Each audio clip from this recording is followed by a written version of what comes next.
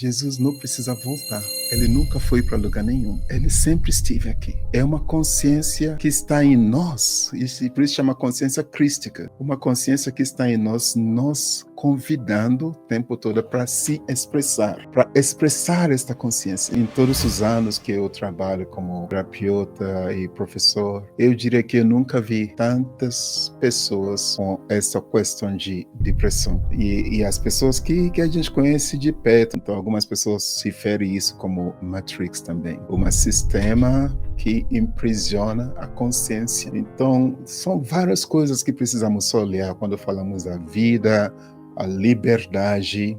Eu gosto muito de falar sobre esse tema de liberdade emocional, juntando isso com o tema de hoje, vida além da depressão. Sim. Afinal, o que pessoas buscam? Essa liberdade emocional. Mas o que é a liberdade emocional?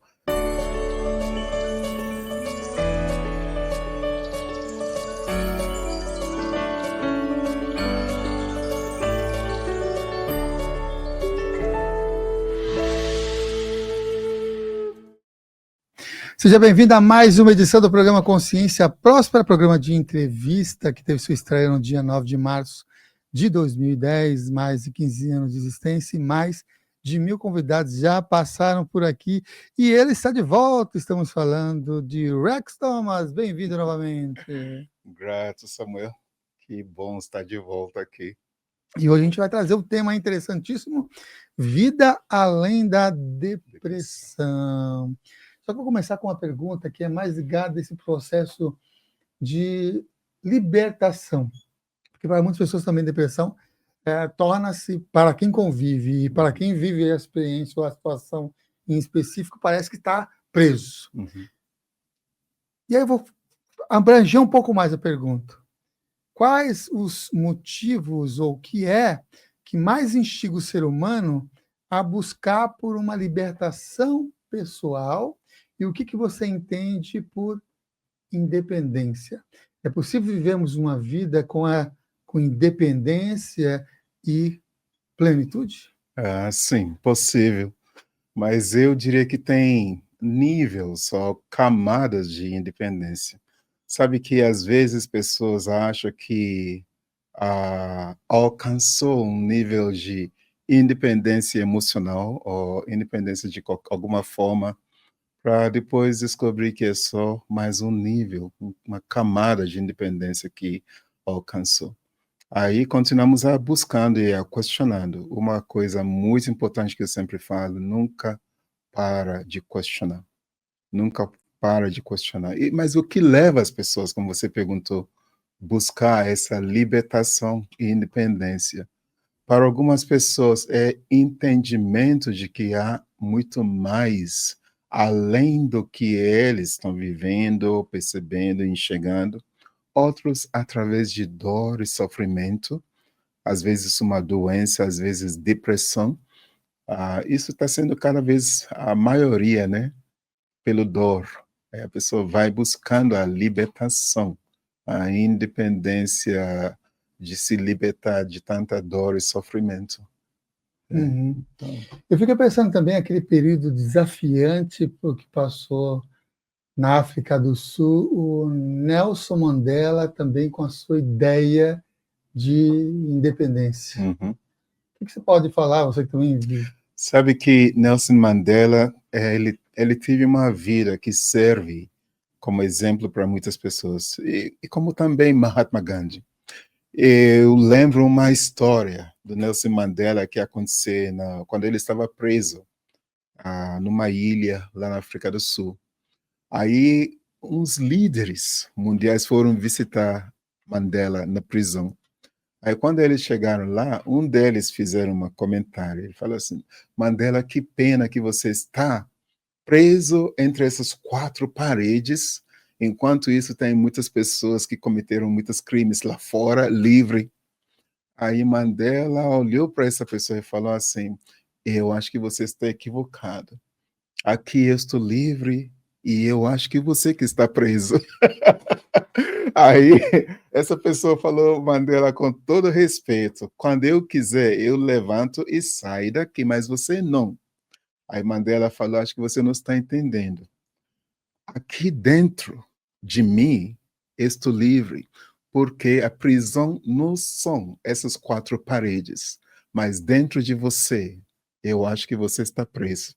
Então, o que a gente chama de liberdade às vezes é quando alguém acha que pode levantar a qualquer momento, viajar, ir para onde quiser, mas a pessoa continua presa por dentro.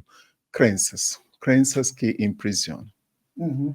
Um outro aprisionamento que também fica em voga, até pegando essa fala que você trouxe do Mandela, é da experiência de viver a vida numa matrix, ou numa percepção, numa visão de mundo muito mais coordenada do que vivenciada mesmo, experienciada. Né? Uhum.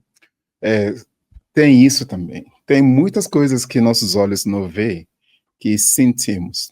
E às vezes eu conheço muitas pessoas que sofrem de depressão e eles não têm motivo, eles não vê motivo aparente para estar em depressão.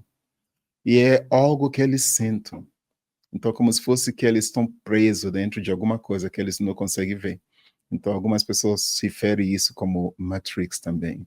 Um sistema que imprisiona a consciência. Então, são várias coisas que precisamos olhar quando falamos da vida, a liberdade. Eu gosto muito de falar sobre esse tema de liberdade emocional, juntando isso com o tema de hoje, vida além da depressão. Sim. Afinal, o que pessoas buscam? Essa liberdade emocional. Mas o que é a liberdade emocional? Sabe, quando buscamos alguma coisa, precisamos parar, às vezes, para tentar entender o que estamos buscando.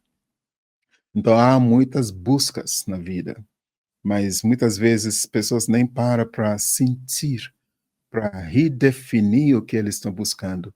E isso é importante, porque quando você não redefine e ter clareza de o que você está buscando, você vai trilhando o caminho para buscar algo que alguém repetidamente vem falando que você precisa. E você nem sabe o que é, nem a pessoa sabe o que é verdadeiramente. Então, eu gosto de trazer essa reflexão para que as pessoas contemplem o que eles estão buscando. Bom, muitos pesquisadores e muitas pessoas, mundialmente falando, têm atribuído que uma das grandes, o grande aumento da depressão e também da ansiedade, mas no caso da depressão, o que você vê como sendo os grandes motivos desse aumento da depressão? E a depressão em si, ela tem uma função emocional? Tem uma consequência emocional. Então, não é necessariamente a origem, eu diria, na frequência emocional. Samuel, eu vou quebrar algumas coisas para que as pessoas entendam. Eu vou quebrar mais resumidamente, senão nós vamos ficar aqui 6 horas. Mas é tema que é muito importante trazer nesse momento que estamos vivendo. Porque, de fato, nós estamos tendo, eu diria, uma epidemia de depressão. Eu acho que em todos os anos que eu trabalho como terapeuta e professor, eu diria que eu nunca vi tantas pessoas com essa questão de depressão.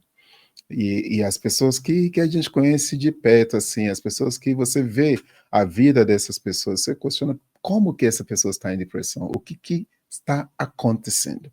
Então, muitas pessoas estão entrando em depressão e virou uma doença de tamanho de uma epidemia mesmo.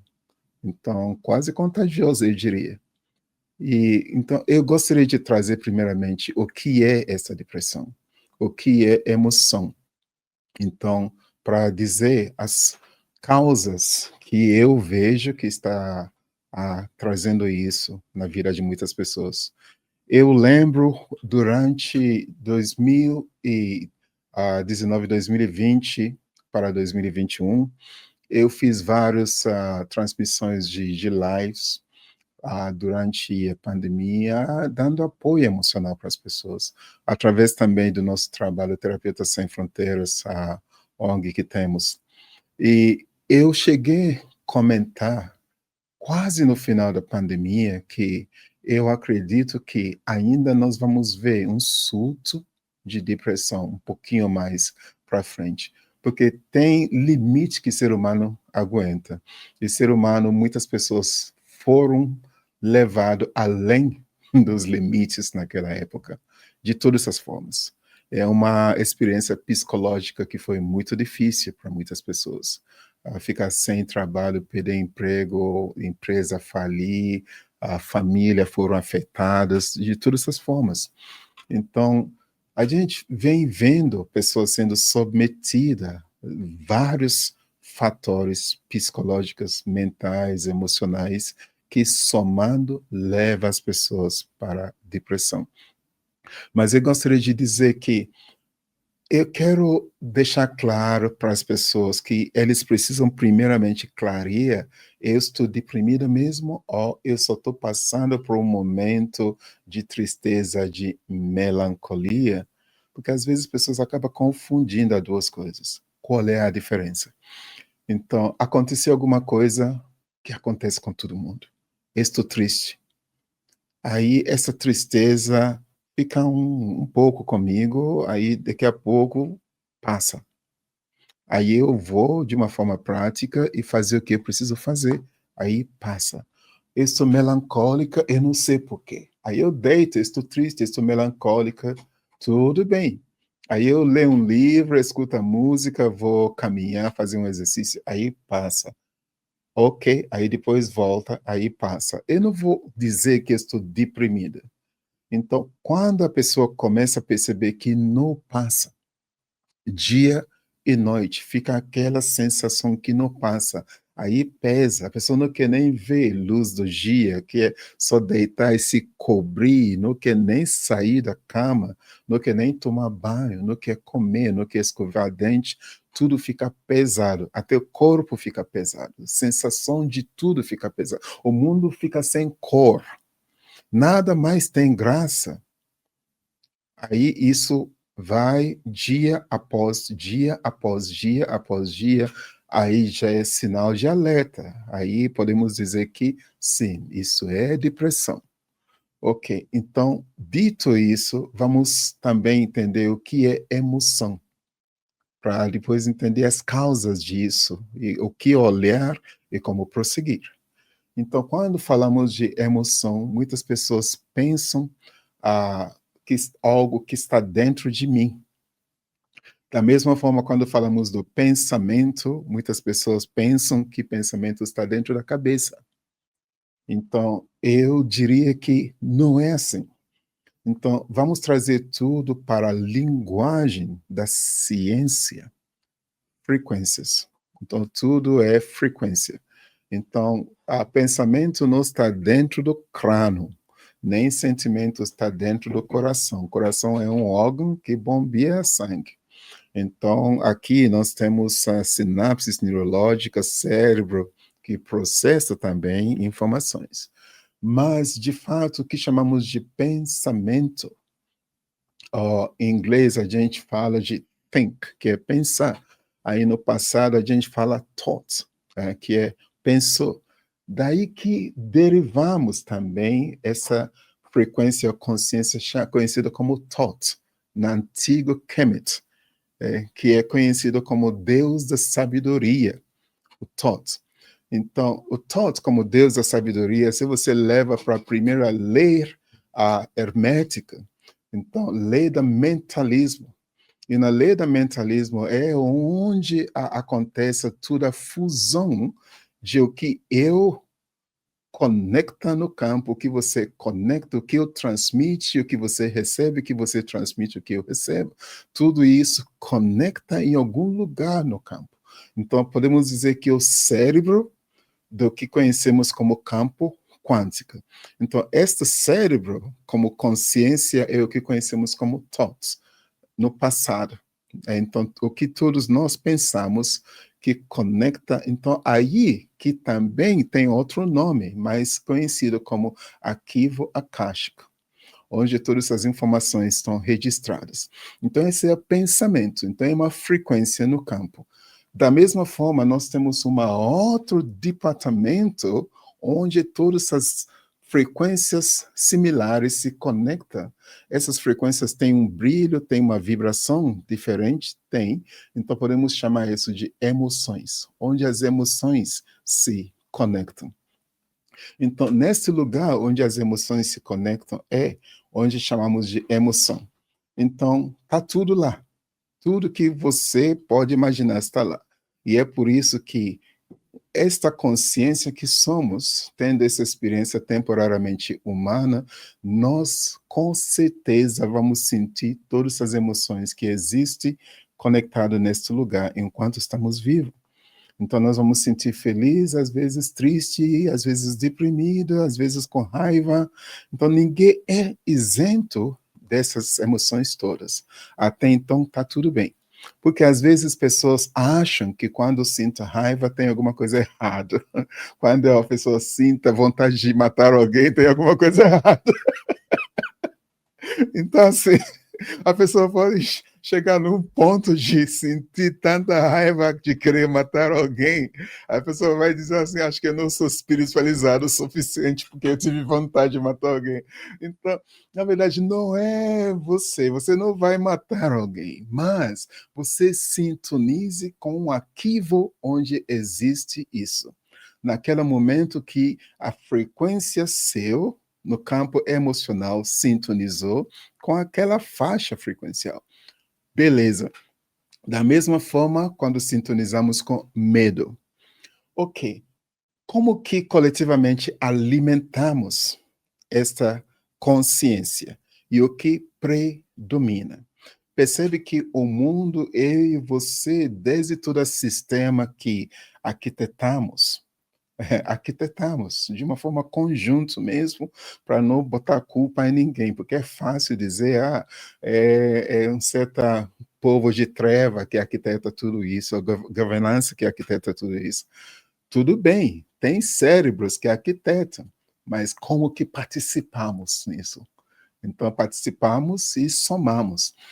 O que é a frequência emocional que predomina hoje? Medo. Então, quando pessoas falam de depressão, é um nível de medo profundo. Às vezes a pessoa não sabe de medo de quê, às vezes sabe. Então, depressão é um nível de medo profundo, porque o que predomina nesta consciência conjunto que está registrado no arquivo é medo. Ok, nós temos as pessoas que conscientemente alimentam essa frequência através da forma que o mundo está hoje. Em determinado momento, vai acontecer alguma coisa na vida de alguém. Então, isso vai levar a pessoa numa faixa frequencial que vai sintonizar com este nível profundo do medo. A partir daí, se a pessoa não sai rapidamente, ele está conectado numa frequência muito potente que vai puxar ele para o abismo. E é por isso que temos muitas pessoas deprimidas no mundo hoje. Essas pessoas nem sabem por quê que eles estão deprimidos. Se você olha para a vida deles, trabalho está bem. A saúde física, ele vai fazer check-up, está tudo bem. Aí no check-up não aparece nada, o médico vai falar fundo emocional. Beleza. Aí a família está tudo bem, mas a pessoa está deprimida, que são muitas, cada vez mais. Então, precisamos ter esse entendimento para prosseguir no entendimento de depressão e como lidar com isso. Nesse processo de frequência e essas influências que a gente tem também do meio, se uma pessoa que está nos acompanhando agora falando, gostei, não necessariamente tem uma depressão, mas passa por situações que essas emoções me levam, me rebaixam, me sintonizam com uma frequência específica, como é que a gente pode mudar a frequência nossa e também, se a pessoa tem essa possibilidade de interagir num grupo de pessoas ou num ambiente, porque às vezes elas entram num ambiente assim, que aquele ambiente já vem toda aquela carga de energia, aquela frequência específica mais negativa. De que forma, então, que a gente pode mudar essa frequência mental e emocional para alterar também o ambiente e o grupo de pessoas? Sim.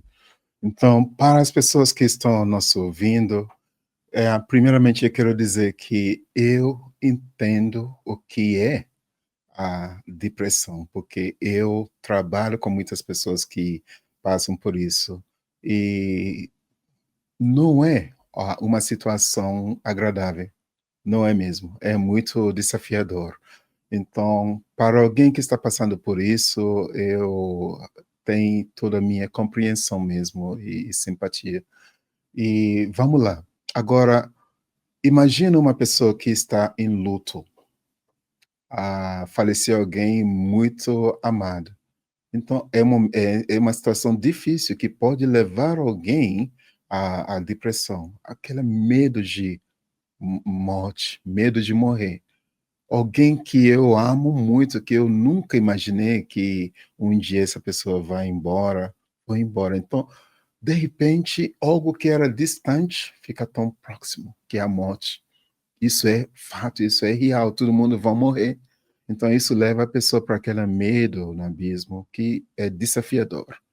Ok, imagina alguém que passou a vida toda construindo um trabalho, uma empresa, aí um belo dia a pessoa perde tudo. Ok, imagina essas pessoas que são famosas, que passou a vida na juventude construindo fama, alcançou fama como ator, artista, músico, aí passa um tempo, de repente, idade começa a chegar, ninguém mais convida, aí a pessoa entra no esquecimento, a pessoa construía a vida toda, o que dá prazer para essa pessoa é estar na evidência. Então, de repente, ninguém está chamando mais aqueles amigos, porque essas pessoas famosas, de fato, têm poucos amigos, de verdade. Esses amigos somem todos, porque amigos, aquelas que estão lá quando a pessoa estava brilhando, né? Eu conheço algumas pessoas assim, que entram em depressão. Então, são vários fatores que levam as pessoas. Doença. Uma pessoa saudável, de repente, ficar numa doença que chega médico e fala: "Nossa, essa doença é terminal". Tá? Eu sempre falo, Samuel, que a vida é terminal. Então, não é a doença que é terminal. A vida tem data. Então, a vida é terminal. Então, são vários fatores que, de fato, é real, pode levar alguém para este lugar, e não é lugar fácil. Ok, se alguém se encontra nesse lugar, primeira coisa que eu vou dizer é: olha para a situação com aceitação. Está acontecendo. Então, a dificuldade que muitas pessoas têm é chegar nesse lugar de aceitação. Então, a negação é o que leva as pessoas a entrar cada vez mais na depressão. Uma vez que entendemos que essa vida que estamos vivendo é de passagem, tudo passa. E eu sempre falo que é piscou, passou. Então, tudo que importa é esse momento, o que estamos fazendo nesse momento, tá? Eu podendo olhar para tudo que está acontecendo nesse momento, a partir do entendimento de que quem está olhando isso é uma consciência eterna, divina, que está temporariamente nesta forma humana, que essa forma humana não é permanente. A gente vê, né, Samuel, eu lembro, umas mais de 10 anos atrás, quando a gente se encontrou, fizemos um live juntos. Olha quanto que mudamos de lá para cá. Uhum, Tanto eu e você estamos uhum. careca. Acho que eu tinha cabelo, né? Pois é. Acho que você também tinha cabelo nessa época. A Tinha gente, mais. a gente vê corpo mudando. Então, se eu consigo, assim, cada dia que passa, eu me olho no espelho. Aí eu percebo, ontem eu tinha cabelo, hoje eu não tenho mais. Mas que lindo que eu estou hoje. Da mesma forma que eu estava 20 anos atrás, eu continuo me vendo assim. A aceitação do fato. A aceitação do fato. Uma pessoa amada, querida, fez a passagem. É difícil, mas uma aceitação do fato de que as pessoas que estavam aqui 100 anos atrás, ninguém mais lembra deles. Nós que estamos aqui daqui a 100 anos, ninguém vai lembrar mais de nós, mas vamos continuar existindo. Então, a aceitação é o primeiro passo de que tudo na vida é temporário, de que isso aqui é uma experiência. Sabe que fomos condicionados achando que isso que estamos vivendo é a vida, ponto. Se trata disso tudo. Aí quando a pessoa alcança fama em determinado momento da vida, naquela juventude, que são alguns anos de fama, no juventude, a pessoa quer eternizar aquele momento, a pessoa quer parar no 30 anos, 33, 34 anos. Aí começa depois a fazer cirurgia plástica, porque a pessoa quer ficar naquela molde. Então, não tem aceitação progressiva existencial. Então, isso é uma inteligência emocional que pessoas precisam olhar. Então, o primeiro passo é a aceitação do fato e respirar, entender que isso faz parte do processo real que chamamos de vida temporária aqui na Terra. Então, isso é a primeira coisa que eu diria, que quem está passando por qualquer situação de depressão precisa contemplar isso. Olha para a situação que você está, saiba que é temporário. Tudo muda, tudo muda, tudo muda. Então, essa é a primeira coisa. A segunda coisa que precisamos olhar, então, a consciência. Quem sou eu que estou observando tudo isso?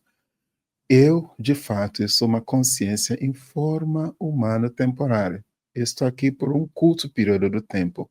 Então, agora eu quero trazer atenção para o que esta consciência em forma humana precisa mover a atenção para fazer. Então, eu estou aqui.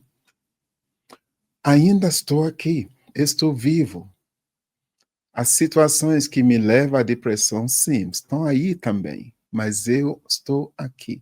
O que eu posso fazer? Eu move a atenção para o essencial. Continuar vivendo. Mas vivendo como? Vivendo de forma melhor que antes. Então, para pessoas que perderam alguém amado, alguém querido, eu diria a melhor forma de honrar a vida dessa pessoa é viver de uma forma melhor. Então, pegue tudo que você ama nessa pessoa, tudo que a pessoa fazia, tudo que a pessoa é de melhor que você ama, soma em o que você é, em quem você é. Então, aí faz seu melhor. Se torne um ser humano cada vez melhor. Assim você honra a sua vida e honra a vida daquela pessoa que você perdeu. Então, luto não é fácil, mas podemos tornar luto como algo muito poderoso de transformação na nossa vida, integrando o melhor da pessoa que fez a passagem com nós mesmos. Eu gosto de fazer uma coisa, eu faço isso todos os dias. Quando eu acordo, eu me pergunto, como que eu, a partir de hoje, posso ser a melhor versão de mim? O que eu posso fazer na minha vida para me tornar uma versão melhor?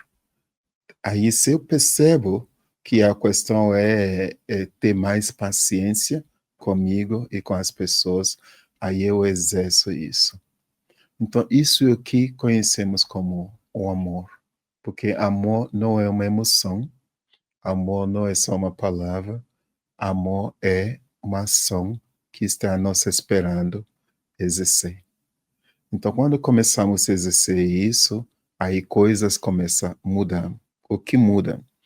Começamos a sair daquela faixa frequencial da consciência, onde está alojada o medo e a depressão, mudando faixa frequencial para algo mais leve, algo de amor, algo de mais brilho. E eu vou trazer uma situação na prática.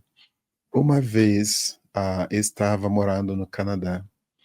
Aí tem uma cidade onde eu morava, 1 hora de Toronto, chama Hamilton, e fica no estado de Ontário.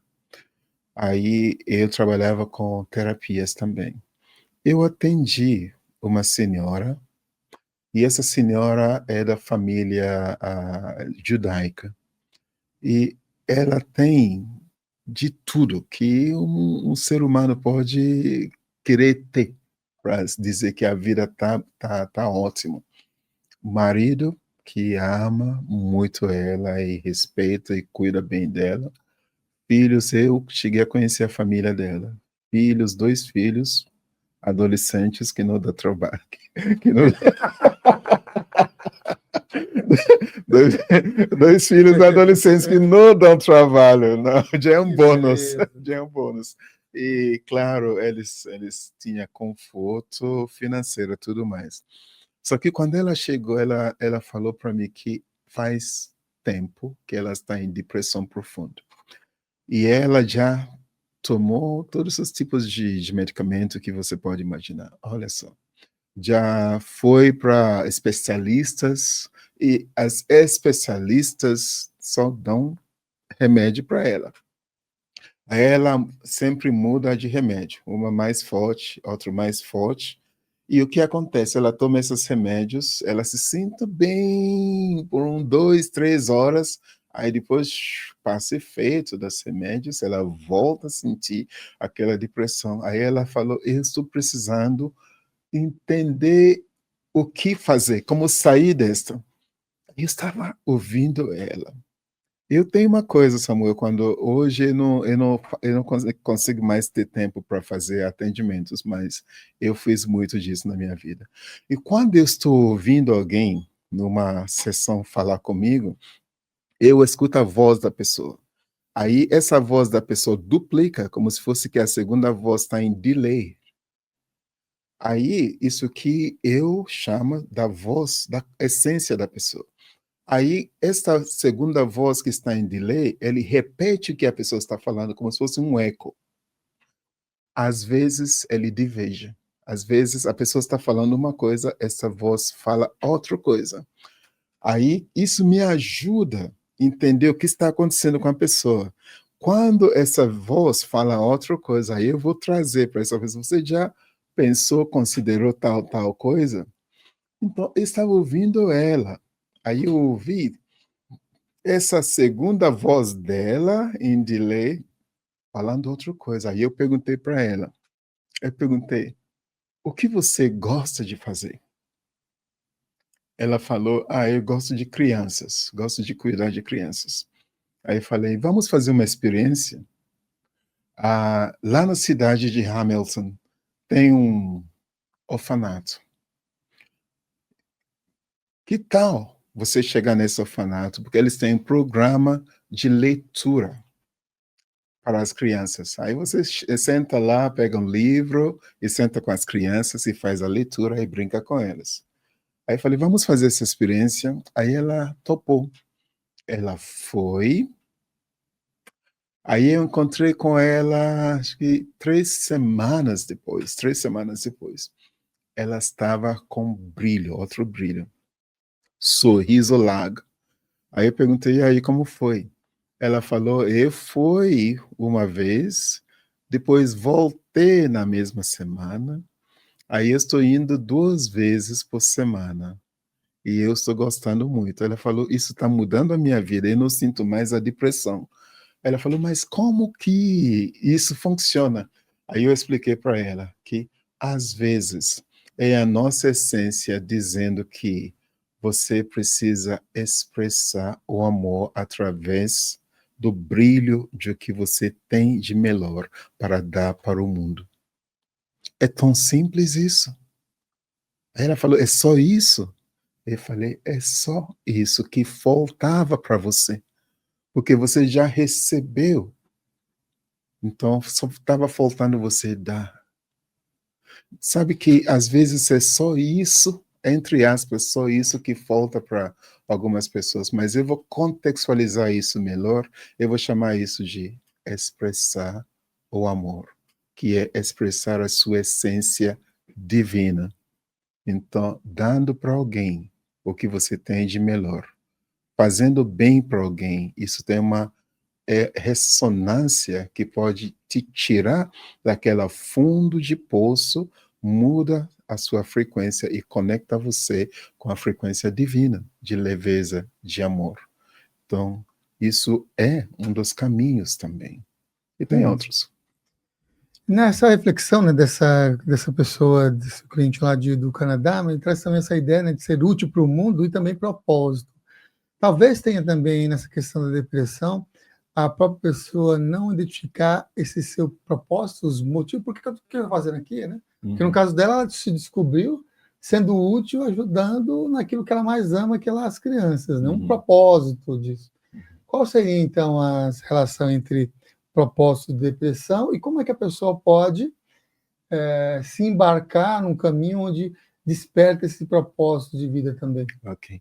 Então, eu quero que pessoas escutem bem o que eu vou falar, porque às vezes a gente fala algumas coisas se passa despercebida, de tão simples que é e passa despercebida. Existe uma diferença entre propósito e meio, meio de. Então, a proposta, ou que pessoas chamam de proposta de vida, ou missão de vida, é única para todo mundo. É a mesma para todo mundo. E, resumidamente, expressar o amor.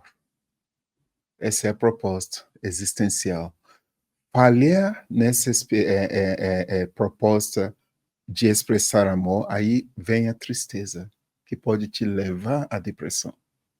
Então, a Mako anotou isso, é única para todo mundo. A proposta, missão existencial é expressar o amor. Então, isso através de tudo que fazemos. Então, meio. O meio de fazer isso é o que pessoas confundem como missão e propósito.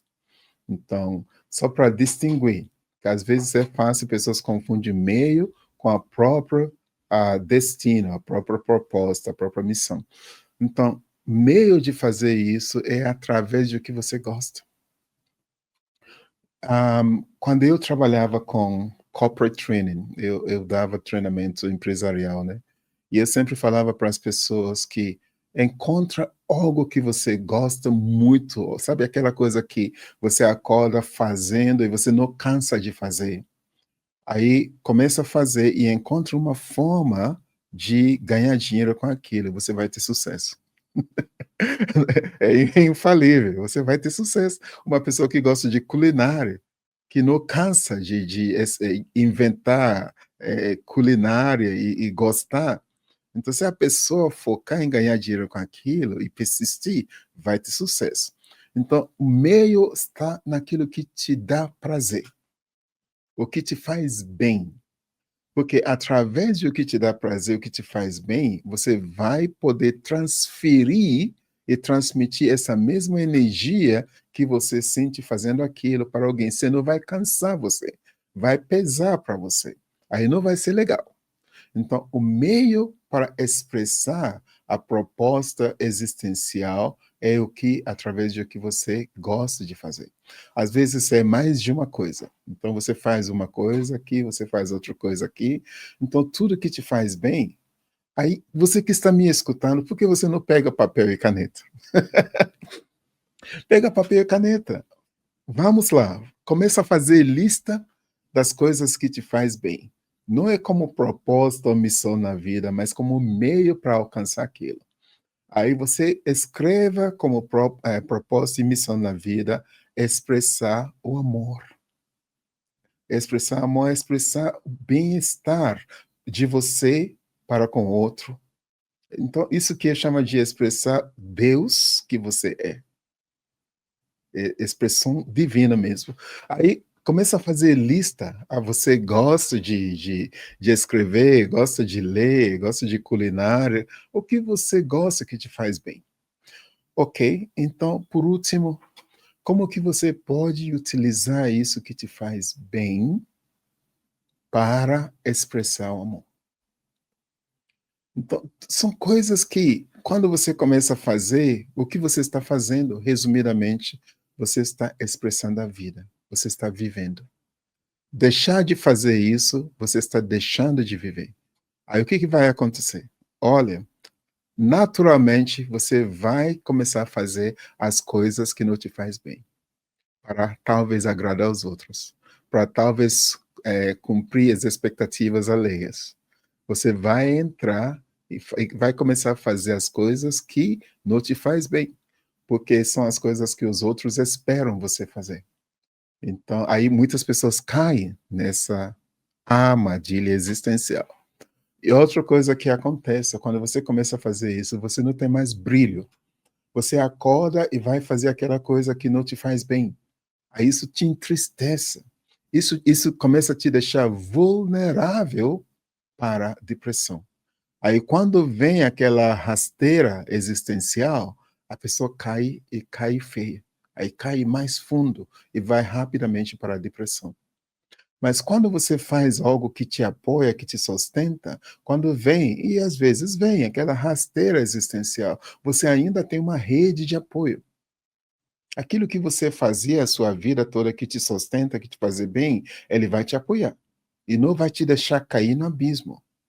Então, aí você continua expressando amor através daquilo que te faz bem. É isso que tira as pessoas da depressão. Isso que mais tira as pessoas da depressão. E outro exemplo que eu tenho, porque eu tive bênção de ter exemplos na minha vida. Minha mãe foi um desses exemplos. Mary foi o nome dela, ela já fez a passagem.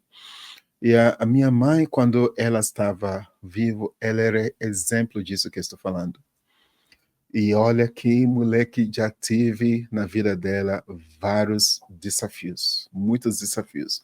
Então, esses desafios que acontece uma coisa, a pessoa já cai na depressão. Acontece uma coisa, a pessoa já cai na depressão. Aconteceu tudo que você pode imaginar com ela. E às vezes ela fica deprimida, mas eu vejo ela rapidamente, ela volta novamente. Ela cai, ela volta novamente. Aquela sorriso. Aí, observando ela, aprendendo com ela, na prática, era isso que ela fazia. Ela era uma mulher que ela só expressava o amor através das coisas que ela gosta, que dava prazer para ela. E ela gosta de dançar, de cantar, então essas coisas de conversar com as pessoas, de cozinhar para a família, para os amigos, tudo que fazia ela bem. O que traz sorriso para o rosto dela, ela fazia. Então, e também o que chamamos de expressão da espiritualidade. Então, precisamos também ver essa consciência que está além da matéria, aquilo que chamamos de nosso estado espiritual. Embora eu gosto de dizer que espiritual é tudo manifestado em matéria. Então, desde não matéria, manifestada em matéria, é espiritual. Porque a partir da matéria vai voltar para não matéria. Então, é espiritual se expressando de várias formas. Mas vamos para aquele aspecto espiritual não matéria, que chamamos do invisível, a consciência, espírito, tudo mais. Precisamos também olhar para isso. Então, cada pessoa tem uma forma de olhar para isso. E que as pessoas chamam de fé. Fé naquilo que eu não vejo, que eu não entendo. Porque não tem como entender 100% plenamente. Então, tentar também entender tudo intelectualmente cansa, cansa mesmo. É saber, é um saber que existe, é real e me apoia. Então, também isso ajuda as pessoas a sair da depressão. Existe sim vida além da depressão. Existe. Então, é a própria expressão da vida que é a vida além da depressão. Pô, do saber, né, vou trazer uma pergunta aqui que eu acho que é bem interessante ligado nisso. Qual a diferença entre a pessoa, ter sabedoria, ou melhor, entre saber e conhecimento? Sim. Eu sempre falo, Samuel, que quando você conheço, quando você acha que você conhece, é porque você ainda não sabe. Quando você sabe, você não precisa mais. Na verdade, a palavra é mais acreditar, porque não é só conhecer. Como acontece isso? Conhecimento vem através de informação. Informação traz formação. Formação é o que define crença. Então, eu vou repetir, porque às vezes é confuso para a pessoa pensar e entender o que eu estou dizendo. No mundo, você recebe muitas informações. Essas informações é o que gera a formação. Então, agora eu tenho formação em alguma coisa, como que eu cheguei nessa formação? Através de um monte de informações. Ok. O que é o resultado dessa formação que eu tenho agora? Formou-se e formatou-se crença. Então, essa crença passa a ser um HD dentro de mim. Ok. Então, quando você acredita, é porque você ainda não sabe. Quando você passar a saber, você não precisa mais acreditar. Então, a diferença é que saber é inerente de ser humano. Saber é você acessando o arquivo akáshico, onde está registrado todas essas informações que há, essa consciência coletiva thoughts. Aí que vem a sabedoria. Aí você já nasce sabendo. A longa vida, aí você vai recebendo várias informações na escola, tudo mais, que vai formatando crenças. Então, às vezes, crenças está em divergência da sabedoria. Então, crenças às vezes anula a sabedoria. E quando isso acontece, leva a sofrimento. Então, quando a sabedoria sobressai acima das crenças, ele pode anular crenças nocivas. A sabedoria é o que anula as crenças que não servem. Uhum. As crenças não anulam a sabedoria. Muito bom. Se não entendeu, volta de novo aqui o vídeo e vê qual que é o esquema direitinho da informação até a sabedoria, né, de todo esse conteúdo que o Rexton trouxe aqui agora.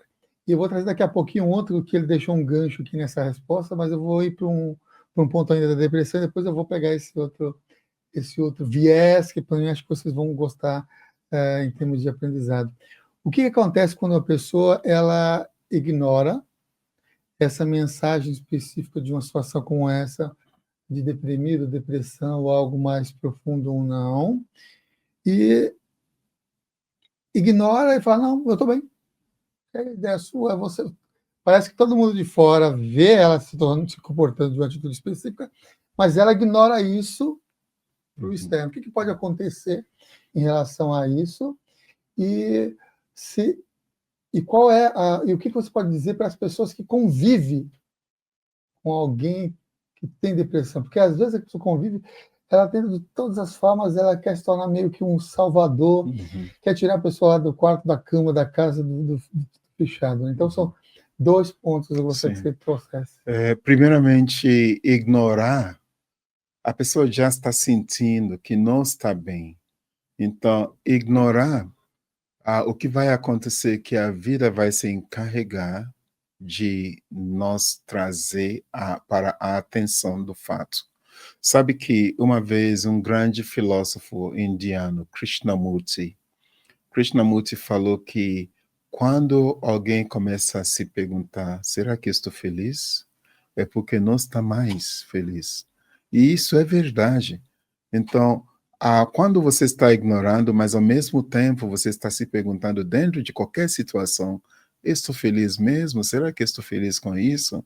Com o meu trabalho, com a cidade onde eu moro, com o que eu faço, com o relacionamento? Tem muitas pessoas presas dentro de relacionamentos que está matando eles, Samuel. Então, isso cada vez mais a gente vê isso, e eles não têm a decisão. Então, eu falo que a pessoa precisa ter, ao invés de ignorar, fingindo que está tudo bem, porque ignorar muitas vezes é medo de agir, medo de mudar. Então é mais conveniente ignorar para não enfrentar. Então é por isso que muitas pessoas se ignoram. Não é porque eles não sabem que não estão bem, é porque eles sintam que ignorando, de repente você ignora, ignora, ignora, vai passar, vai passar, vai passar. Ignorando vai passar. E não passa, e não passa.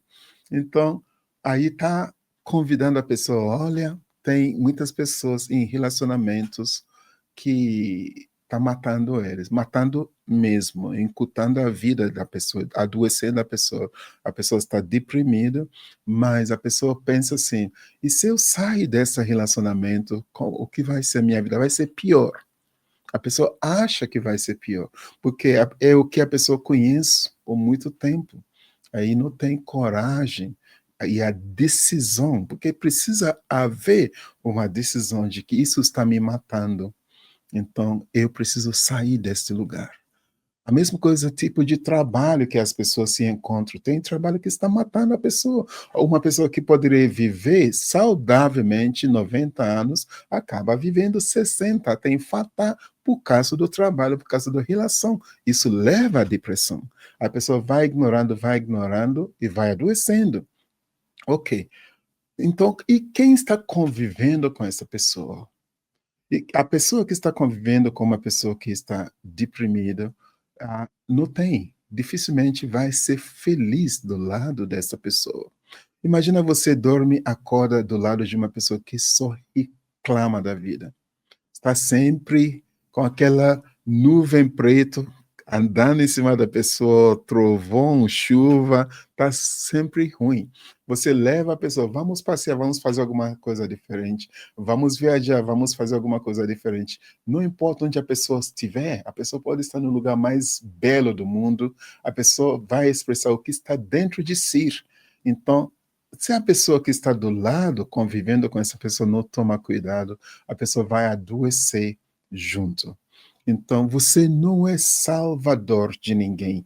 Nós não estamos neste mundo para salvar ninguém. Até eu falo isso para meus colegas, amigos que trabalham com terapias, que trabalham com desenvolvimento pessoal, porque às vezes a pessoa é tão um coração tão grande, porque quem entra para trabalhar com terapias de desenvolvimento pessoal, a pessoa tem um coração enorme, então às vezes a pessoa quer salvar o mundo, então isso também é uma armadilha de tentar salvar o mundo. Não, o mundo não precisa ser salvo, este mundo é isso, antes mesmo de eu e você nascemos, sempre foi assim. E vai continuar sendo assim depois que fizemos essa passagem. Então, ninguém pode ter essa pretensão de mudar o mundo ou salvar o mundo. O que podemos fazer, o que nos cabe fazer, é voltar a atenção para mudar a nós mesmos. Por isso, cada dia que eu acordo, eu me pergunto como que eu posso ser um ser humano melhor para mim hoje e como que eu posso apoiar quem precisa de mim. Apoiar quem precisa de mim. Então, nesse de apoiar quem precisa de mim, se a pessoa insista em ignorar o fato que está levando a pessoa para o fundo do poço, aí eu não tenho o que fazer, mas eu vou deixar claro, você está escolhendo sustentar as questões que estão te levando ao fundo do poço. Estou aqui para quando você precisa de mim, estou aqui para quando você decida sair, mas eu não vou com você para o fundo do poço, porque isso que mais acontece. A pessoa que está no fundo do poço, quando vê alguém do lado feliz, aí aquela é um afronto. Como que você pode ser feliz sendo que eu, que está do seu lado, eu estou mal? E você está feliz, você está zombando da minha cara? Então eu te vejo feliz, e eu estou triste, você feliz, eu estou chorando, você está rindo. Como assim? Então, às vezes, pessoas acham que é um afronto, você está feliz do lado dele. Isso é perigoso, isso acontece muito. Então, quem se encontra numa situação disso, precisa tomar muito cuidado para não ir no fundo do poço com a pessoa, porque com cada esforço que você dá para tirar a pessoa do fundo do poço, tem que tomar cuidado para a pessoa não te puxar para o fundo do poço. Então, solta, respira e fala para a pessoa: eu estou aqui quando você precisa de mim.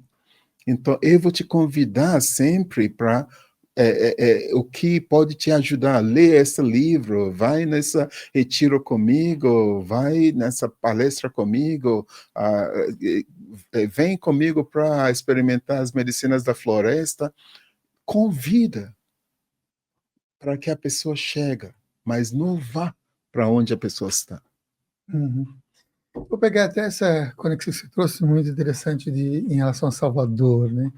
Algumas religiões específicas, com milhões e milhões de pessoas, aguardam um Salvador. Qual é a sua ideia em relação a essa questão de Salvador? E, mais especificamente, como é que você vê um ser ou uma presença como Jesus ou Yoshua expressando ali a sua missão? Qual seria a missão dele? Uhum. Qual a missão, né, de Jesus, de Yoshua? E como é que você vê também as pessoas que esperam o retorno? Uhum. Primeiramente, esse ser que conhecemos como Yeshua. Então, se você olha para... Eu gosto muito de Etiópia, Samuel. A Etiópia é um lugar onde está esperando para o mundo voltar a atenção. Na Etiópia tem muitas coisas que podem trazer a luz para o mundo. Então, tem as primeiras Bíblias, está lá na Etiópia, escrita à mão. Eles conseguem preservar isso. Tem imagem de um ser que chama Yeshua, que está lá, a foto dele está lá, pele escuro, então é Jesus. Então, a época que esse ser viveu é a época que Jesus viveu. E toda a história dele, com certas diferenças, né, que eu acredito ser histórias real do Yeshua. Um grande alma, como na Índia chama Mahatma, um grande alma consciente, que lembra plenamente de que ele é da fonte. Então, quando falamos filho da fonte, filho de Deus, então esse Deus, eu não estou referindo a esse Deus babudo que fala de voz de trovão, eu não estou referindo ao Deus alienígena dos Anunnakis, eu estou referindo à fonte criadora mesmo. Então, esta consciência se refere ele como essa consciência e você e eu como a mesma consciência. E todo o ensinamento dele é expressar o amor. É isso que eu estou falando aqui. Então, todo o ensinamento dele, resumidamente, é expressar amor. Ok, quando... E detalhe, todas essas religiões são novas. Todas essas religiões têm o quê? 5.000 anos. Antes de 5.000 anos, não tinha religião. Tinha outras formas de expressão, que é a expressão de comunhão direta com a fonte divina, a fonte criadora, que é o xamanismo. Para as pessoas que não entendem o xamanismo é essa expressão em comunhão de essência, nós, essa consciência em forma humana, com a consciência pura, divina, através de um e outro, através da natureza. Isso é o xamanismo. Então, existia antes da religião, em diversas formas. E aí, quando a religião foi formatada, construída, aí maior parte da religião foi construído para servir como uma ferramenta de domínio e controle da massa humana. Daí que inseriram esta mensagem de o Salvador que vai voltar para salvar a humanidade. Quando ele volta, o que vai acontecer? Os que foram enterrados vão sair do túmulo. E aí eu fico imaginando isso, né? Imagina tantas pessoas que foram enterradas, até a casa onde a gente mora, a gente nem sabe quantas pessoas estão enterradas lá embaixo, que tribo morou lá onde a gente está morando hoje, 5.000 anos atrás, e quantas pessoas estão enterradas. Imagina pessoas saindo da terra e as pessoas que foram cremadas. A cinza espalhada em vários lugares. Como que vai ser essas pessoas? Então, não há lógica. E eu vou aproveitar para dizer uma coisa. Espiritualidade não é abstrato. Espiritualidade é lógica. Está tudo invertido. Então, colocaram a espiritualidade como abstrato justamente para criar distração. Porque a espiritualidade, na real, é lógica. Você precisa voltar a pensar. Porque quando colocaram a espiritualidade no abstrato, pessoas deixaram de pensar. Emburreceu pessoas. Então, precisamos trazer a lógica de volta na espiritualidade. Pense. Então, Jesus vai voltar, aí pessoas vão sair do túmulo, aí vão ser levadas. Isso não vai acontecer. Não há nenhuma lógica nisso. Sabe por quê? Porque Jesus não precisa voltar. Ele nunca foi para lugar nenhum. Ele sempre esteve aqui. É uma consciência que está em nós, e por isso chama consciência crística. Uma consciência que está em nós, nos convidando o tempo todo para se expressar, para expressar esta consciência. Então, a volta de Cristo é quando começamos a expressar a consciência crística em nós. Aí nós voltamos. A Cristo voltou em nós. É isso. Aí, dito isso, outra coisa que está acontecendo no mundo agora é essa coisa de fim dos tempos. Profecias, profecias, profecias. Está todo mundo, você liga YouTube, está todo mundo fazendo profecias de desgraça, do fim do mundo. Ninguém faz profecia de que o mundo vai renascer, vai ser belo. O ser humano vai despertar a consciência crística e vamos começar a dialogar, conversar, expressar amor para um e um outro. Isso seria uma profecia bela. Por quê? Sabe como profecia funciona? Não tem nada escrito na pedra. Profecia é quando eu convence você e maior número de pessoas a acreditar numa coisa, nossa crença coletiva vai manifestar aquilo. Aí eu vou dizer que eu, profeta, profetizou isso e aconteceu. E não é verdade. Eu profetizou isso, convenci vocês a acreditar nisso, aí essa crença em conjunto manifestou aquilo que eu profetizou. Então, você olha para a Bíblia, está cheio de profecias, na verdade, textos que, na verdade, se você para pensar, para olhar, não é a profecia de algo que vai acontecer no futuro.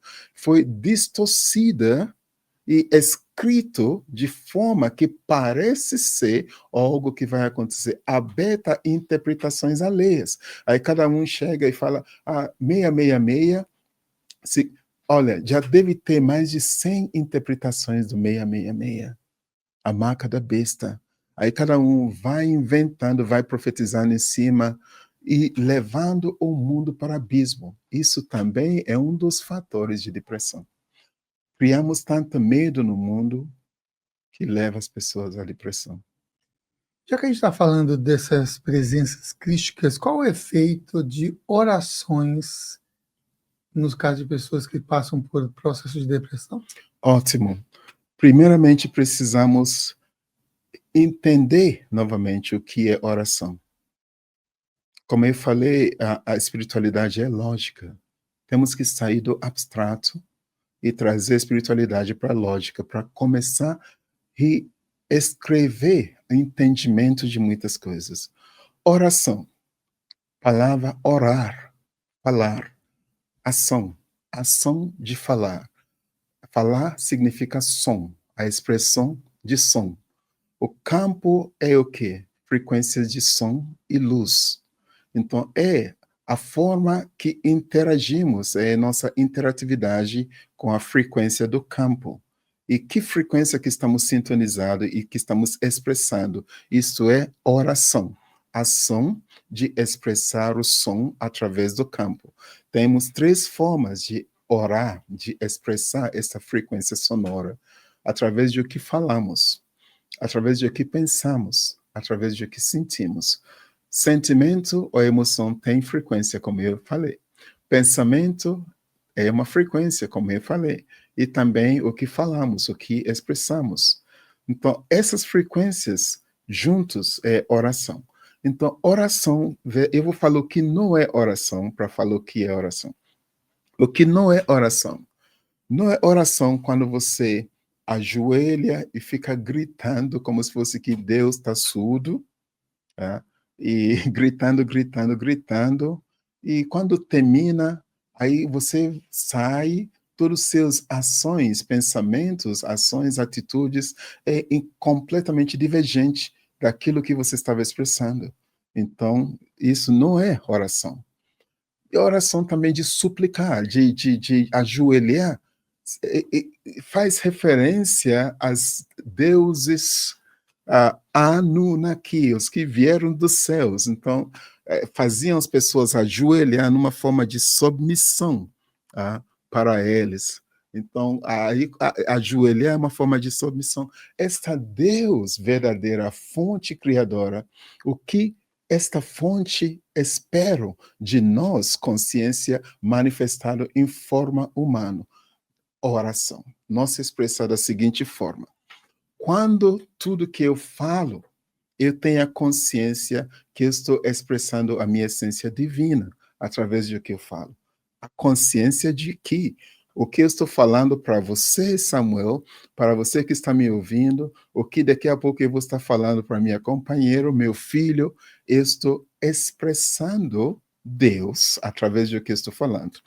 Quando eu tenho a consciência de que o que eu estou pensando sobre meu irmão, meu amigo, temos muitas pessoas que são amigos, que eles chegam e sorriem para você, mas o que eles estão pensando sobre você, se você ficou sabendo, você vai ficar horrorizado de o que a pessoa está pensando. A pessoa se julga espiritualizada e a religiosa também.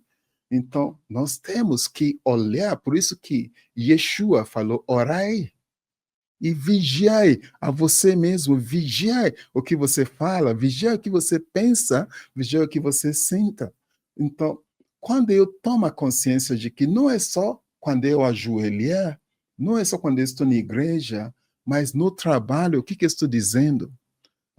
No dia a dia, o que, que eu estou falando para você, para mim, é uma oração. O que eu estou pensando é uma oração. O que eu estou sentindo é uma oração. Tenta imaginar a sua vida quando você configurar o que você vai falar, o que você vai pensar, o que você vai sentir, alinhada como se fosse uma oração. Muda tudo, não muda?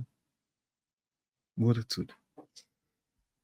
Você teve algumas experiências, você já falou aqui umas duas vezes em relação a ter essa lógica, 2 vezes com bastante ênfase de ter uma lógica, e eu gostaria que você falasse um pouquinho sobre, você citou ele em uma oportunidade, acho que de uma das nossas conversas de anos atrás, décadas atrás, que era John Hanon, alguma coisa John assim. Hannon. E o que ele trazia, assim, o que ele despertou em você em termos de com essas conexões mais religiosas, já que ele era um padre, né? Pelo que eu me lembro, ele era um padre, e nessa questão de Deus e diabo. Deus e diabo. E aí vou conectar com outra coisa que você citou também na pergunta anterior, que é essa diferenciação, você citou 2 vezes, inclusive, de deuses Anunnakis, que apareceu já 2 vezes aqui, Anunnakis e a fonte. Faz um pouquinho também dessa reflexão. Ok, eu vou tentar resumir aqui. Father John Hannon, o Padre John Hannon, foi um dos meus maiores mentores quando eu era coroinha na Nigéria, onde eu nasci. Pessoas me perguntam de onde você é. Eu falei de onde eu sou, de onde eu nasci, são 2 lugares diferentes. Então, de onde eu nasci, Nigéria. Eu fui coroinha, 12 anos, e aí eu seguia esse padre, ele era da Irlanda, John Hannon, e ele era diferente de todos os padres que eu conhecia, um grande missionário. O que eu aprendi com ele? Ele era um homem grande, ele praticava boxe, inclusive, e nos eventos sociais, John Hannon sempre ficava com whisky Johnny Walker numa mão e essas marcas eu lembro até hoje, Johnny Walker e Marlboro. Então, bebendo Johnny Walker e fumando Marlboro um atrás do outro. E treinava boxe. E só que ele construía, para onde ele ia, ele construía orfanato e trouxe jovens, rapazes que não tinham onde morar. Uma vez ele estava chegando, ele morava lá, a casa dele estava lá no orfanato. Ele estava chegando em casa, dois ladrões fecharam ele para assaltar ele. Ele falou: Olha, eu sou padre, eu não tenho dinheiro. Ele estava com faca, ameaçando ele. Aí ele percebeu que não tinha jeito, aí pá, para cá, pá, para lá, os dois caíram. Ele levantou mal e os dois caíram sangrando. Aí ele foi ajudar eles, né, limpando eles. Meu filho, eu falei que não tinha dinheiro. Você está bem? Então, era um padre muito pé no chão no mundo que ele estava vivendo assim. Mas era uma pura expressão de amor contínuo, a alegria em pessoa. E olha, as coisas não. Eu via Padre John Hannon e a minha mãe, Mary, que eram dois maiores mentores que eu tinha. Essas duas, elas iam para onde não tinha igreja, elas moviam a montanha, literalmente moviam a terra para trazer a igreja lá. E eu acompanhando, eu era adolescente assim, acompanhando e aprendendo. Ele, John Hannon, depois faleceu na Quênia. Ele foi assassinado pelos ladrões quando ele mudou para Nairobi, em Quênia. Então, essa é a história do John Hannon. E é triste este mundo, você vê pessoas que são grande alma, sim, e eles estão aqui para motivar as pessoas, para motivar mesmo, mostrar para as pessoas que não tem, neste mundo não tem nada, nós não vamos levar nada daqui. A única coisa que tem é o que fazemos, o que expressamos aqui. E a única coisa que vale a pena expressar é o amor através de tudo que fazemos. Então, essa é resumidamente a história do John Hannon. E quando eu faço essa referência para a palavra, talvez algumas pessoas já ouviram falar ou nunca ouviram falar, mas não conhecem o que significa Anunnaki. Não é só um nome, é uma frase que se refere à mesma coisa que a gente encontra no livro de Gênesis, que faz referência aos deuses que vieram dos céus. Os deuses que vieram ou anjos. O livro de Gênesis faz referência aos anjos que vieram do céu.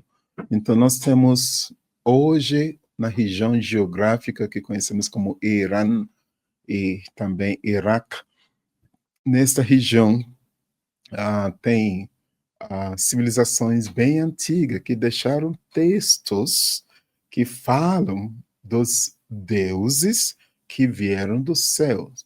Então, a referência desses deuses que vieram do céu, Anunnakis. E também, como no livro de Gênesis, criaram Adão e Eva, na verdade, criaram uma nova raça através de experiências genéticas. Também essa referência, como eu falei que Etiópia é onde o mundo deveria dar atenção. Eu estive uma vez lá e eu vou voltar o mais breve possível, porque tem coisas para explorar em Etiópia. Etiópia também tem essas referências dos seres que vieram dos céus e criaram uma nova raça humana. Essa nova raça humana passou a referir esses seres como deuses. E, na verdade, quando fala deuses, daí que em inglês também as monarquias que fazia referência para certa hierarquia como Lord. E dá um título de Lord para alguém. Lord traduzido também significa Deus. Então, é dar um título de Deus para alguém. E principalmente quando a pessoa tem terras. Aí, na antiga, a referência inglesa, quando alguém ganha o título de landlord, a pessoa é Deus da terra. Então, a pessoa tem um pedaço da terra territória. Daí que começou a nascer territórias.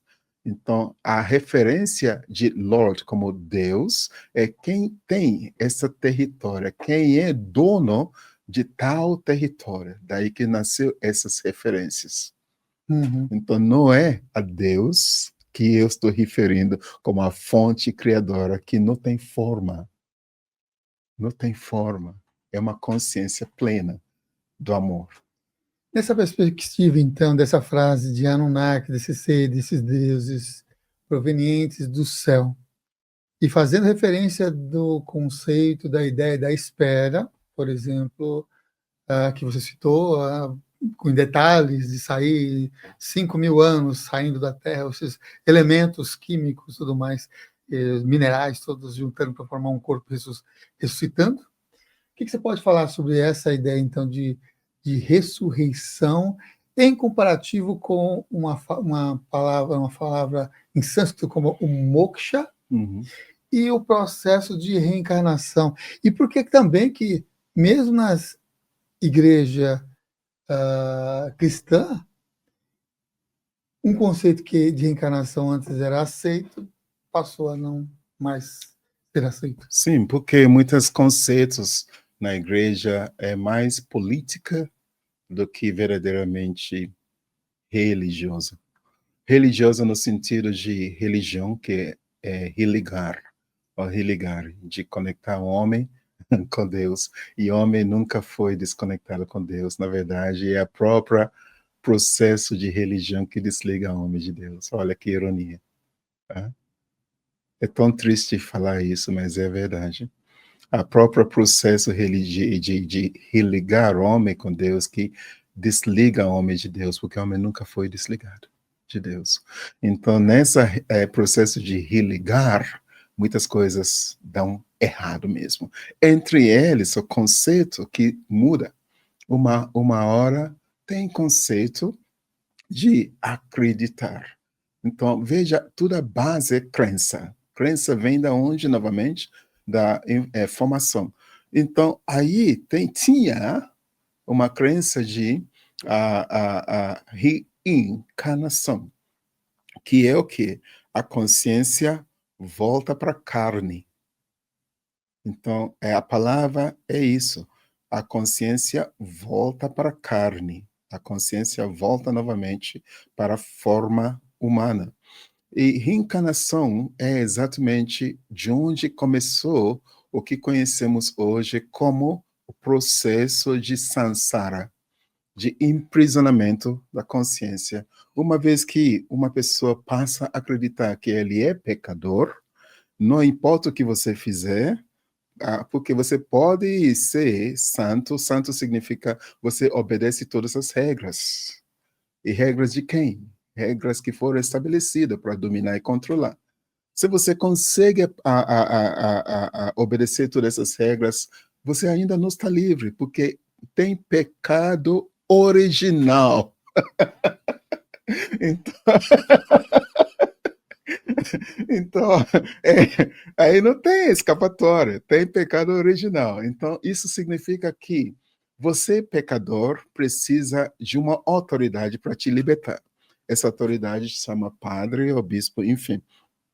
Mas, quando você morrer, ainda tem um processo chamado reencarnação, que essa consciência que não mereça voltar para a fonte, ele vai ter que voltar aqui para pagar as dívidas.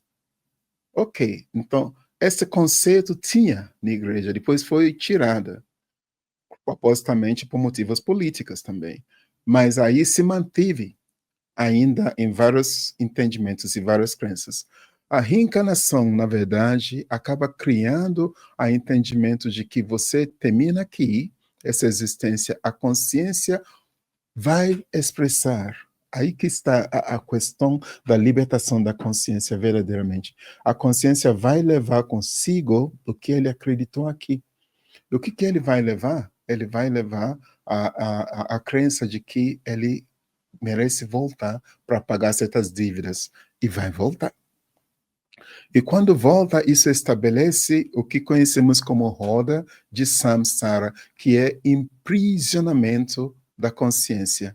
Porque na antiga sânscrita, esse aprisionamento da consciência ocorre até uma pessoa enxerga a luz, até uma pessoa percebe que ele não é essa matéria, que ele é uma consciência luz em forma matéria, e que essa consciência luz não tem pecado. Essa consciência luz está livre. Então, quando a pessoa enxerga isso, isso é conhecido como a pessoa atingir iluminação. Então, quando atinge iluminação, aí morrer, aí alcança o que ele chama moksha, que é a libertação do aprisionamento da consciência, da roda de samsara. Uhum.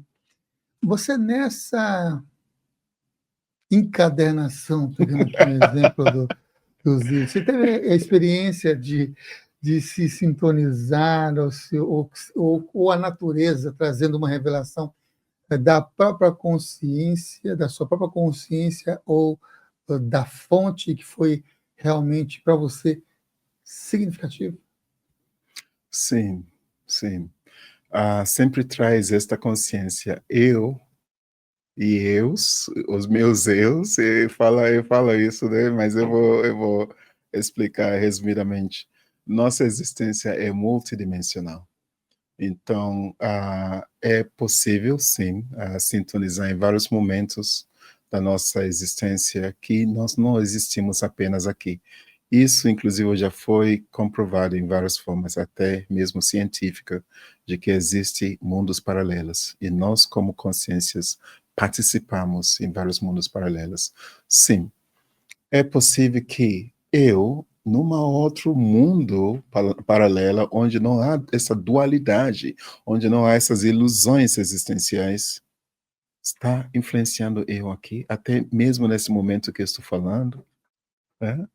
Então, sim, eu acredito nisso, que algum aspecto meu, que às vezes as pessoas chamam de meu anjo guarda, ou meus guias espirituais, que eu acredito que meus guias espirituais sou eu mesmo, em múltiplas existências, onde eu tenho maior consciência que aqui, sempre me influenciando. Vamos trazer mais sementes de luz atrás da orelha das pessoas agora com essa pergunta aqui. Então, traz para a gente um pouquinho dessa diferença entre vidas passadas e vidas paralelas. Quanto tempo que temos? Não é melhor marcar outro encontro Não é? para trazer isso? É extenso, né? É Curtinha, muito mas extenso. Ok, Resume, então. eu vou resumir. Então, quando falamos de vidas passadas, nós estamos falando do tempo. E tempo não é linear. Então, nunca pode haver vidas passadas. Não existe vidas passadas. Então, a fenômeno, sim, é correta. A fenômeno, se a gente for dar um nome, seria vidas paralelas. Porque não pode haver passado dentro do tempo não linear. Está tudo acontecendo no momento presente. Então, existe sim, mudar a terminologia vidas passadas, se vamos colocar a terminologia mais correta, vidas paralelas. Está tudo acontecendo ao mesmo tempo, vidas paralelas. Então, resumidamente é isso. Uhum. Então, já sabe, o próximo programa é que ele viaja um bocado, né? Ele, a Sandra, a turminha, tudo viaja o mundo aí, né? Mas quem sabe o ano que vem, 2026, a gente traz ele de volta aqui, tá? A gente fala muitos outros temas aí, inclusive relacionamentos prósperos e vidas paralelas, conexões todas. No início do programa, você citou 2 vezes Thoth. Então, traz um pouquinho, agora que a gente está chegando quase na reta final aqui do nosso programa, já que vai fazendo esse ciclo, essa espiral de conexão com sistemas tão interessantes, qual a importância, a origem dessa civilização Kemet, né, de Thoth, e qual a importância dessa sabedoria hoje, nos dias de hoje que a gente vive? Sim. Está havendo agora uma volta de sabedorias antigas. Isso está acontecendo muito, porque é necessário. Porque as sabedorias antigas, eles têm muito para nos ajudar a trazer luz, elucidar mesmo o que conhecemos hoje através das nossas crenças. E na antiga Kemet, que hoje, quando falamos da civilização Kemet, nós estamos se referindo à época, nessa dimensão, nessa terra, que também conhecemos como Era da Atlântida. Atlântida é uma era, não é um lugar especificamente geográfica.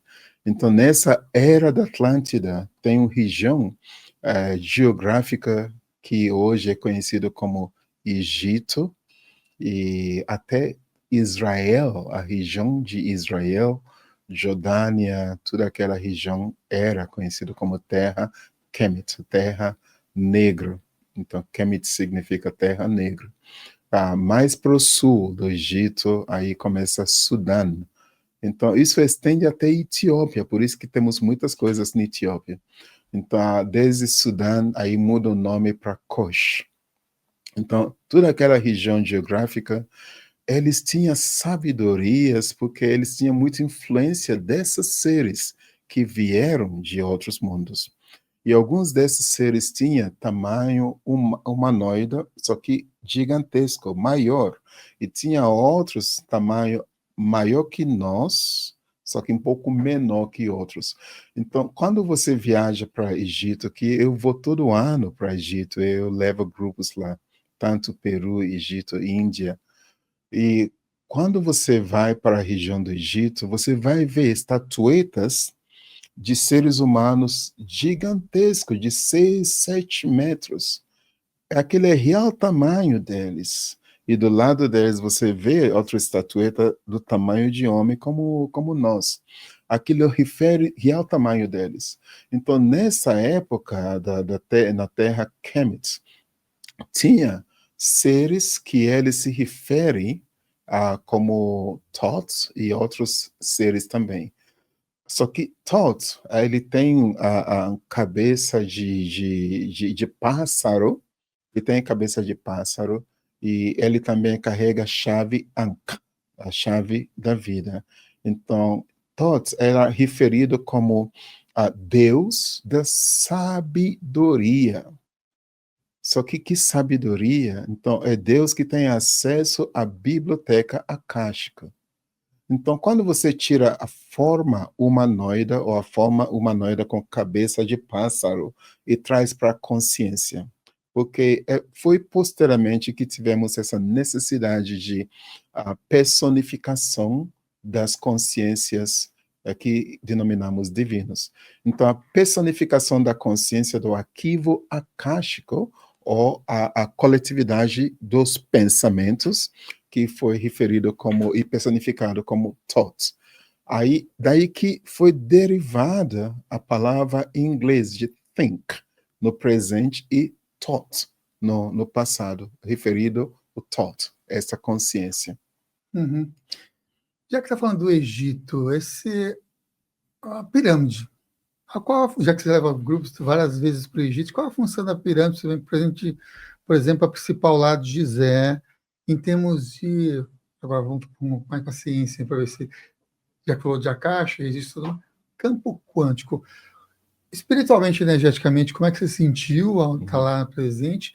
E nas suas análises e pesquisas, essa pirâmide de Gizé, ela pode ser considerada como algum artefato que reverbera informações em termos de campo quântico?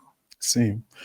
Primeiramente, quando você chega no pirâmide em Gizé, Gizé é bem pertinho do Cairo.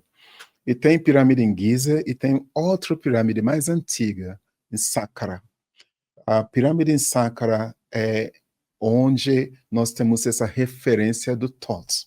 Então, foi onde Thoth inspirou a Hermes a escrever as 7 leis herméticas. Então, há uma grande importância que a pirâmide em Saqqara tem.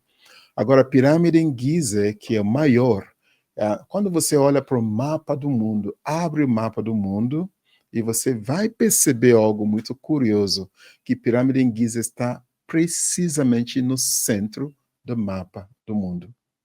Então, aí você fecha o mapa como globo, imagina que é cabeça. Então, você vai perceber que a pirâmide de Giza está exatamente, precisamente no pineal, como se fosse no nosso pineal. Então, o que é função do pineal? É a mesma função da pirâmide em Giza. A transmissão e recepção das frequências através do campo. Então, ele originalmente tem, por isso que encontraram muitas coisas assim embaixo, que de repente sumiu nas notícias, coisas estranhas.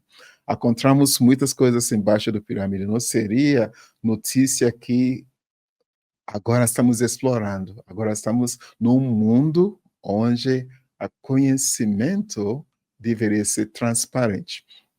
Tem muitas coisas assim embaixo, mas a função é como esse gerador que tem função de transmissão e recepção de frequências através do campo. Aí é o primário receptor, aí tem outras pirâmides espalhadas em volta do globo como secundários. E tudo isso interage com o nosso pineal como receptor e transmissor de frequências e informações. Eu sei que você chegou recentemente do Peru, tem amigos em comum que teve com você nessa viagem, né? Outro, o Henrique também, que teve por lá. E já que estamos falando da Gizé, né, da pirâmide, compartilha com a gente como é que foi a sua experiência, ou qual foi essa experiência de você ter um deslocamento temporal, tanto lá naquela descida das escadas de Cusco, quanto você saindo da Gizé. Sim, você está referindo a uma experiência que eu tive em Cusco. Cusco. Isso foi logo depois de uma experiência que eu tive quando eu tive contato com um ser humanoide, ruivo, só que ele não só me falou, como ele me mostrou que, de fato, existem seres de outros mundos que convivem conosco aqui, caminha entre nós. E ele se mostrou como um desses seres pleiadianos. Então, a partir dessa experiência, em Cusco, no quarto do hotel onde estava, junto com esse ser conversando, ele me pediu para deitar, eu estava deitado, e ele falou poucas palavras, e falou, então agora vamos levantar. Aí eu levantei, e quando eu levantei, eu estava no quarto.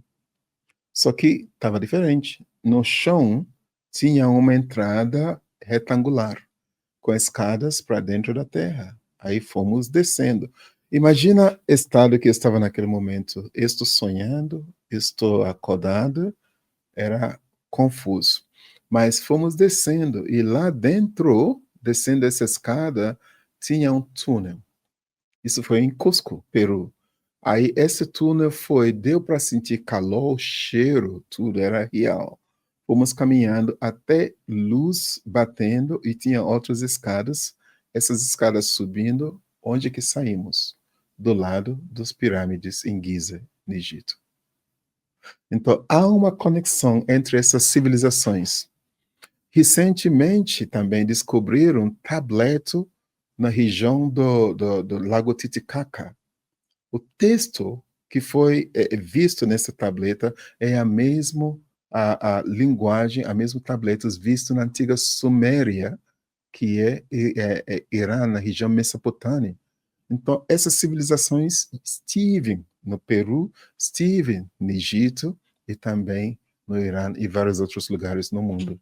Então, saímos no Egito, aí eu vi a pirâmide, eu vi um homem que estava escrevendo e guardando os textos dentro da pirâmide, e eu sabia que era eu. Então, é uma história longa, mas é por isso que eu vou para esses lugares em forma de um turismo espiritual, turismo de autodescobrimento, para ajudar as pessoas a conectar com as bibliotecas. Esses lugares são bibliotecas. Você não vai ler um livro, você vai no lugar onde aconteceu para acessar a frequência, as informações registradas nesses lugares. Isso que eu faço. Chegando lá, eu ajudo as pessoas a conectar com as informações que estão ali registradas. Isso causa um lembrar, um despertar dentro da consciência das pessoas. Maravilha, você que está nos acompanhando, aqui embaixo está passando aqui, ó, aqui, ó, qual que é, ó, o Instituto Rex Thomas, e também o site rexthomas.com.br, onde você pode acessar essas viagens que ocorrem anualmente, Egito, Peru, Índia, né? Grécia, Grécia, tem mais, ó, já são 4, então 4 por ano. Guatemala, Belize, Irlanda também. Irlanda também? Estamos tendo novas rotas. Agora tem site também, Rex Thomas Travels. Tá muito chique, né? A gente não colocou no GC, mas pelo Instituto Rex Thomas Dá e pelo para site acessar. você consegue acessar também um Sim. específico para as jornadas de autoconhecimento, autodescoberta em diversos países. Estamos chegando já aqui ao final dessa nossa edição. Quero super agradecer vocês todos que nos acompanharam. Deixe aqui nos comentários suas dúvidas, seus questionamentos. Já sabe, já temos 2 temas já para o ano que vem já. Vidas passadas e vidas paralelas, relacionamentos afetivos e prósperos, né? Para trazer também essas conexões para todo mundo. Ó, tema não falta por Rex, é só. Bom, pelo que a gente conversou, parece que vai ser uma vez por ano, então a gente vai ser um tema, um ano 2026, outro 2027. Mas quem sabe, a gente manda mais mensagens para ele, vem mais, aí ele vem mais vezes. A gente grava 2 de uma vez e tudo mais, né? Então, agradeço muito vocês todos, mais uma vez agradeço o Rex e peço deixar uma mensagem de encerramento dessa nossa edição de hoje. Samuel, primeiramente, muito grato pela oportunidade de estarmos novamente juntos. É sempre bom e sinto falta mesmo. tempo que não existe passa.